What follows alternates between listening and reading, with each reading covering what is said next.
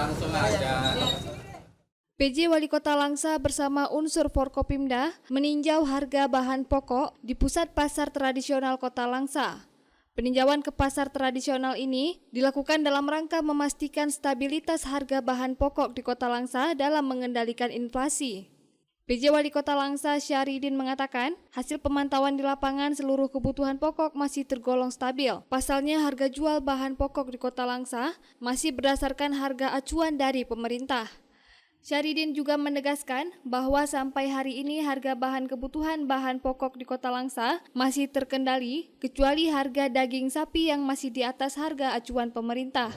Harga bahan pokok kebutuhan masyarakat sehari-hari terkendali, artinya inflasi atau kenaikan harga di Kota Langsa itu masih terkendali, semuanya berada di bawah harga acuan pemerintah kecuali harga daging sapi yang berada di atas harga acuan pemerintah, di mana per kilogram harga daging sapi 150.000, harga acuan pemerintah 140.